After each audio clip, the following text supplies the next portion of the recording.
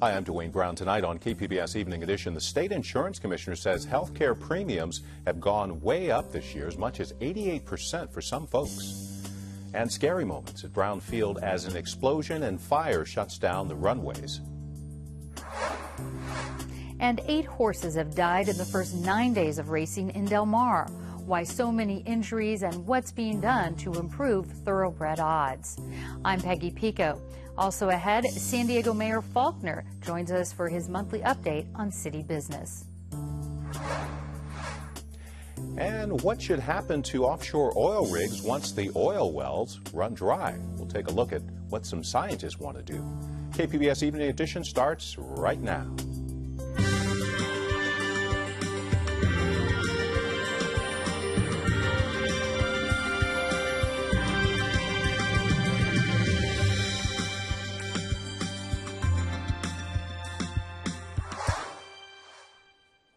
Hi, good evening. Thanks for joining us. Despite the emergence of the Affordable Care Act, California health insurance rates rose sharply this year, and millions of consumers felt the pain. KPBS health reporter Kenny Goldberg joins us from our North County Bureau tonight with the findings of a new report from the State Insurance Commissioner.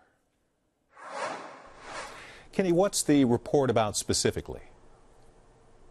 Well, the analysis compares the prices of individual health plans in 2013 with this year's premiums. It includes plans purchased on Covered California, as well as those bought outside of the exchange. And what does it actually say? It finds on average health insurance rates went up between 22 and 88% this year. Now, the vast majority of those who got a plan through the exchange didn't see the increase because they received a subsidy. But most of the 3 million Californians who bought a plan on the open market really got slammed. And what's the insurance industry's take on the increases?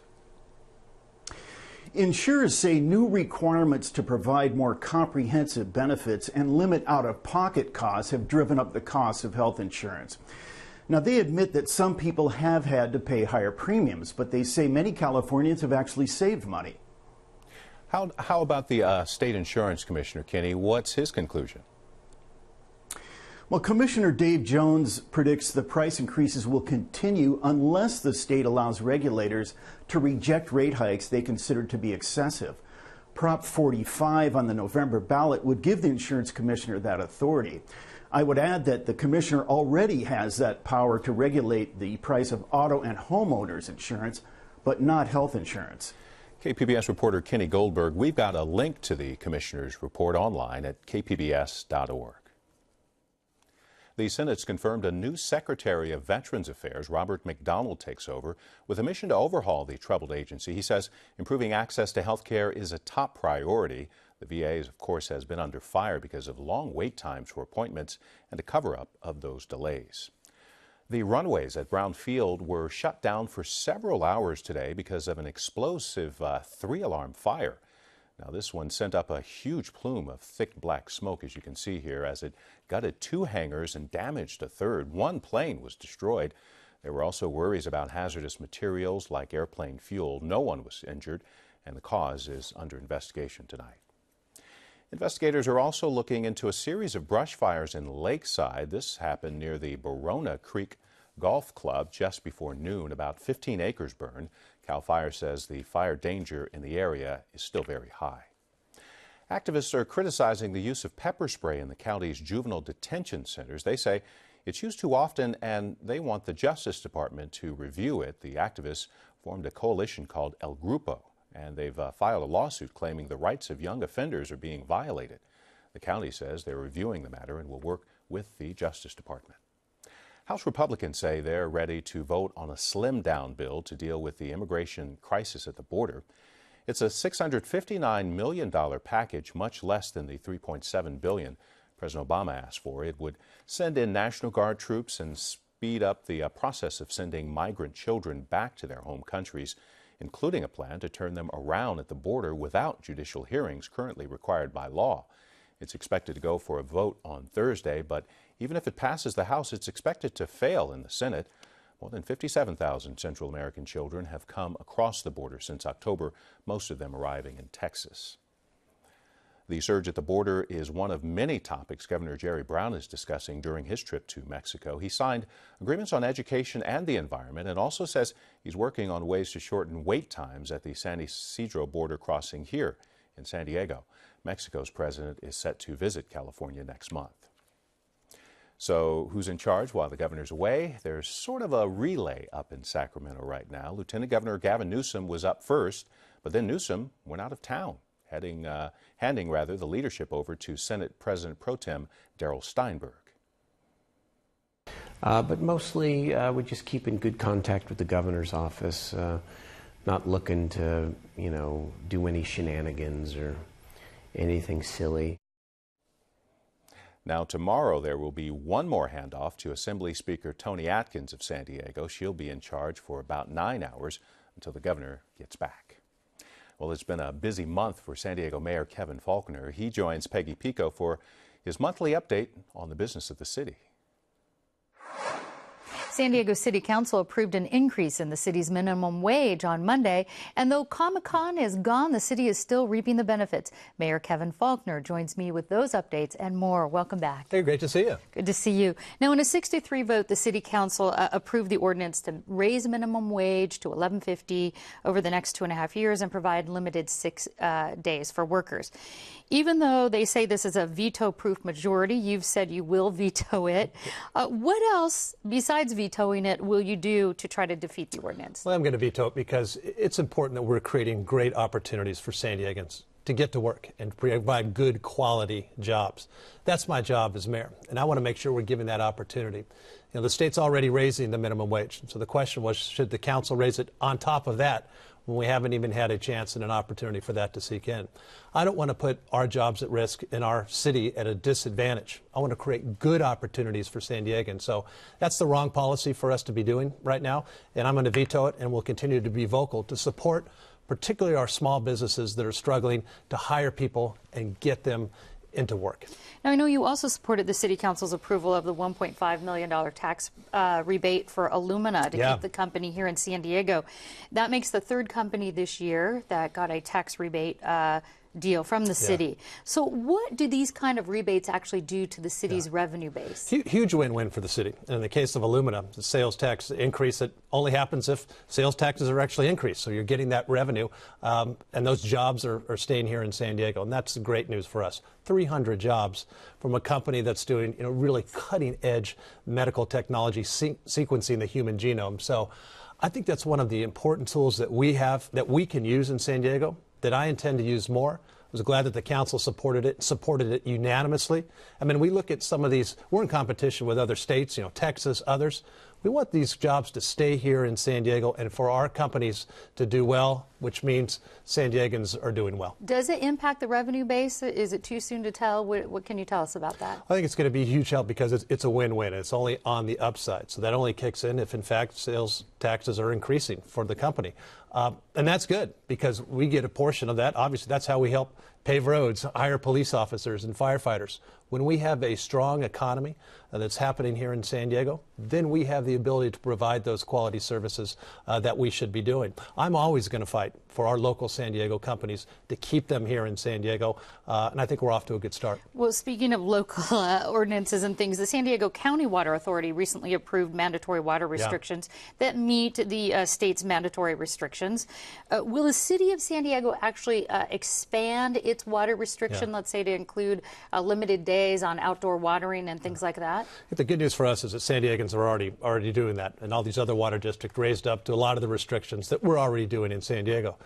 We've made it a way of life, and I think when you look from 2007 to where we are now, you've seen that water use from San Diegans that have reduced by almost about 20%. That's significant.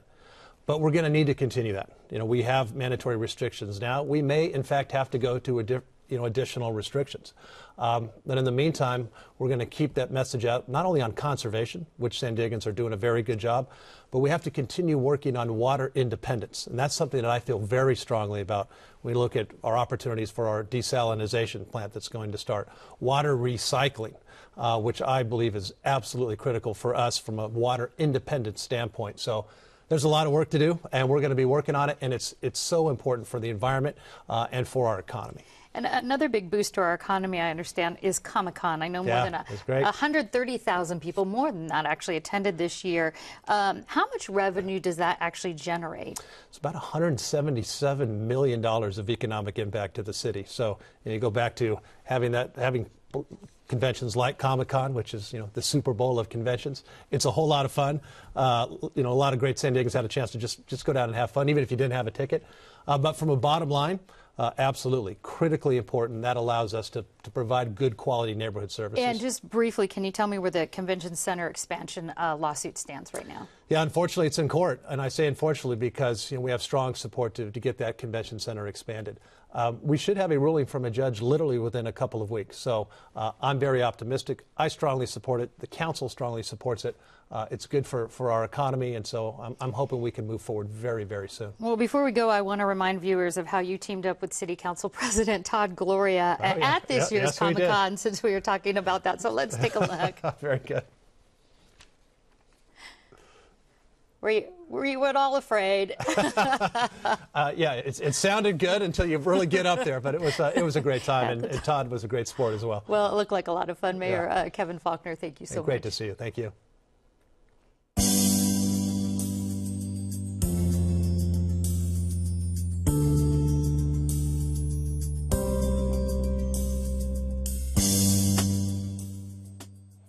A San Diego sports medicine doctor agrees with a new state law recently signed by Governor Jerry Brown. It bans football teams at middle and high schools from holding full contact practices at certain times. It's the latest move to reduce concussions and other serious brain injuries.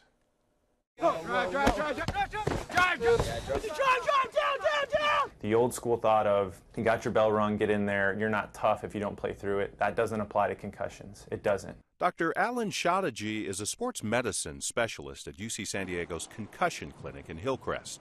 He says studies have shown we need to protect the athletes from themselves. So you looked at the Super Bowl study last year, 85% of NFL players would play the Super Bowl with a concussion.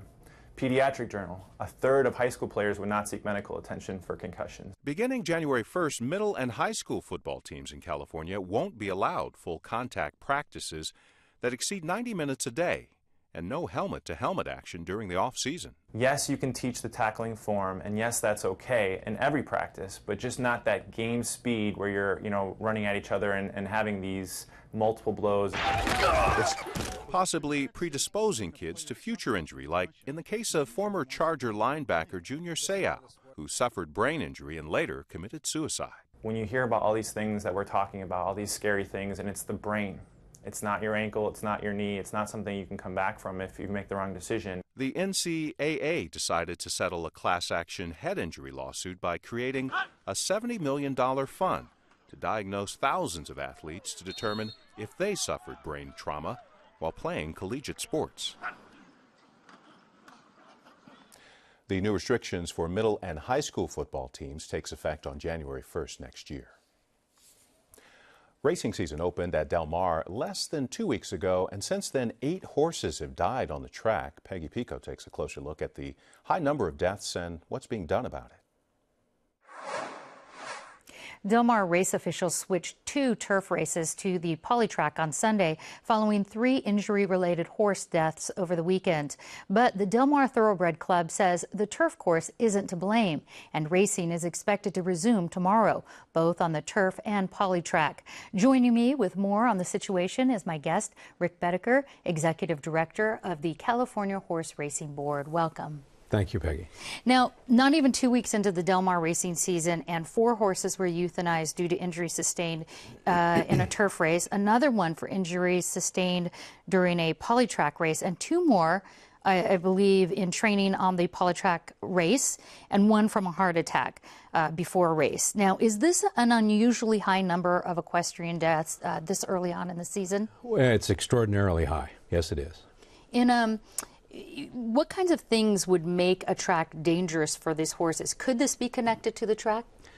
It could be. This is an inexact science. We try to make it exact as we can. We have safety stewards. The CHRB, California Horse Racing Board, is a state agency. We have safety stewards that are there as we speak, taking samples from the turf course, measuring the firmness of the turf course, and they'll compare that to a baseline that was taken before the meet started to see if the course has changed. Is it more firm now? Is it too hard? What can be done? Actually, Del Mar has done quite a bit just in the last couple of days. Yes, in fact, I know Del Mar says they've begun aerating the turf course on Saturday night. How much does that help? What else are they doing? It helps a tremendous amount. It's a verticut machine that's a very sophisticated aerator piece of equipment. It actually goes down 5.5 inches, and it actually moves when it gets to the bottom so that it loosens the soil that's 5.5 inches down. This allows two things to happen. One, the root system gets more oxygen, but two, moisture is allowed to permeate down through that initial 5.5 inches, making the course softer and more kinder for the racehorse. So a softer course then is better for the horses? Yeah, generally you can't get it too soft, and then you have another kind of risk. But that wouldn't, I don't think, be a concern here during the summer months at Del Mar. In addition to the emotional toll horse death takes on owners and riders, of course, thoroughbreds are a very costly investment. Why can't these injured horses be saved? It's the nature of the racehorse itself. Its reaction to a catastrophic injury is so severe. Its nervous system reacts, unfortunately, in a counterproductive way. The horse becomes agitated. And so oftentimes they can now. I would say probably 3 times as many horses are saved now than we were able to save 10 years ago. So the science is moving in the right direction, but it's because of the nature of the natural natural response and the nervous system of the racehorse is just is not helpful. Okay, and how do these actually impact when you get this kind of high level of injuries, especially early on in the season? How does that impact the racing community as far as the horse handlers, the jockeys, and everyone involved? It impacts everybody. People that aren't familiar with horse racing probably don't understand that the vast majority, if not everybody, that's involved in the sport probably became involved because of their affection and respect for this magnificent animal, the racehorse.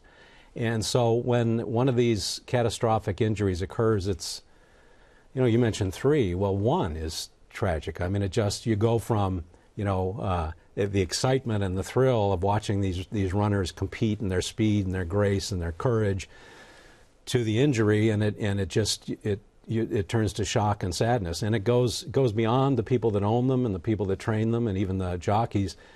The customers, they're there because of that as well. If they just wanted to gamble, they'd go to a nearby casino, but they're there because they love the racehorse. Another health concern is that horse doping can lead to race injuries. How is the California Horse Racing Board monitoring illegal drug use in racehorses? Well, we conduct more than 10,000 tests on samples taken from horses that have run. Each of those tests is tested 7 times. Up to 800 illegal medications can be detected in that process. We have another 25,000 tests that are done during the course of the year. And so that's the scientific part of it. The regulatory part of it is we're in the process of making it much tougher to cheat.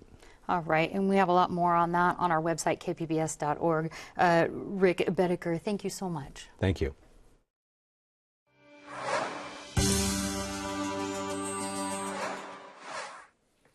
The White House honored an Encinitas farmer today as Champion of Change. Pierre Sleiman is founder and CEO of Go Green Agriculture. His company grows produce inside climate-controlled greenhouses without soil. For many Californians, offshore oil rigs are a total eyesore, but some marine scientists say our view might change if we look below the surface, where vibrant ecosystems cling to many of the rigs, complicating what to do with them after the oil runs dry. KPBS science reporter David Wagner dives into the debate. Looking off the pier at the Scripps Institution of Oceanography, the horizon is crystal clear. San Diego is lucky to have such an unblemished view of the Pacific Ocean. In other parts of California, looking out to sea often means looking at offshore oil rigs. A lot of people would love to see these things gone. You know, they're very ugly on the horizon. They just want to see clear blue ocean. That's Emily Callahan. She just got her master's in marine biodiversity and conservation from Scripps. For her master's project, Callahan teamed up with another Scripps master's student, Amber Jackson, to explore a seemingly simple question.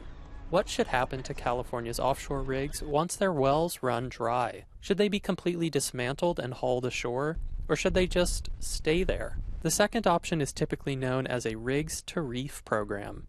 And essentially what they do is they take off the upper portion of the rig, they remove it, and transplant it somewhere else in the ocean, either right next to the rig, they might tow it somewhere. The idea is to chop off the platforms, but leave underwater scaffolding in place to conserve all the fish and invertebrates gathered there, to transform these oil drilling machines into long-term artificial reefs. They've been doing this in the Gulf of Mexico for about 40 years now, but they're hoping to bring the same kind of program, different rules and regulations, but the same kind of program to California.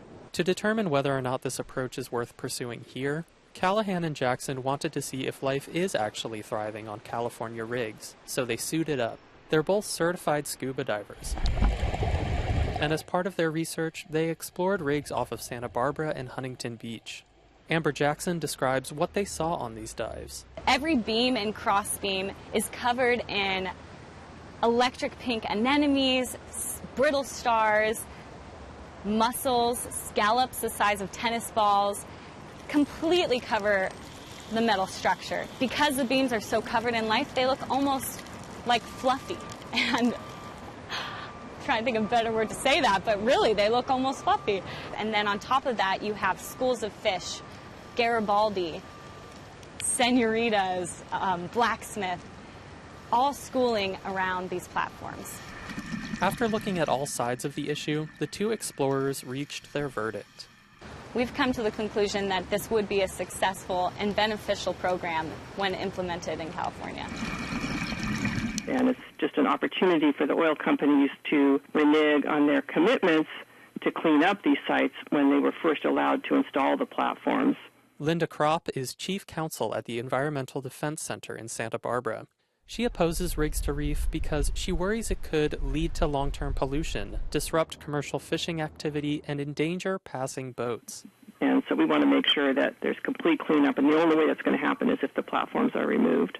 Proponents of rigs to reef contend it's a safe and environmentally friendly process, but they also say they're sensitive to these concerns, especially the concern that they're letting the companies behind some of the worst environmental disasters in history off too easy. No one wants to see that company win and get ahead, but that's kind of looking over the bigger picture. Callahan argues that tearing out rigs is itself harmful. It's a carbon-intensive process that destroys ecosystems decades in the making. Plus, Callahan says, oil companies would have to give some of their savings under rigs to reef back to the state of California for science and conservation. So they do save a lot of money, but a lot of money goes towards good, and that's what's important to focus on. California is currently home to 27 offshore rigs. Many are scheduled for decommissioning in the next 5 to 10 years. So far, none have been approved under the state's Rigs to Reef program. David Wagner, KPBS News. Video journalist Katie Shulov helped produce that story. You can find more about Rigs to Reef on our website, kpbs.org. I'm Judy Woodruff. On the next News Hour, Senators Cory Booker and Rand Paul on their bipartisan push to shorten prison sentences. That's Tuesday on the PBS News Hour. Well, we heard about Comic-Con and all the money generated. They also left a big mess behind over the weekend. Fans, more than 23 tons of trash. The Downtown San Diego Partnership says cleaning crews picked up 6 times the usual amount of trash, and a lot of it was flyers and posters. And taking a look at the forecast, we're talking warm, summer-like temperatures around the county. Clouds giving way to sunshine at the beaches. Temperatures there in the upper 70s. A mix of sun and clouds in the inland valleys. Temperatures in the upper 80s. Cooling into the 60s at night, though. As for the mountains, plenty of sunshine during the day. Upper 80s and low 90s. And in the desert, clear. Temperatures almost reaching 110 degrees. Let's get a recap of our top stories now. The State Insurance Commissioner says health care premiums went up went way up this year, as much as 88% for some customers. Here are the increases for San Diego. For folks who bought Silver Plan coverage, they range from 44 to 59% over last year's rates. Rates also went up for buyers on the lower level Bronze Plan. Insurance companies say it's a faulty comparison, though, because this year's plans are different from the ones offered last year. And the Senate's confirmed a new Secretary of Veterans Affairs. Robert McDonald takes over with a mission to overhaul the troubled agency. He says improving access to health care is a top priority. The VA has been under fire because of long wait times for appointments and a cover-up of those delays. The runways at Brown Field were shut down for several hours this afternoon because of an explosive 3-alarm fire. It sent up a huge plume of thick black smoke as it gutted 2 hangars and damaged a third. 1 plane was destroyed. There were also worries about hazardous materials like airplane fuel, but no one was hurt and the cause is under investigation. You can find tonight's stories on our website, kpbs.org/evening edition. Thanks for joining us. You have a great night.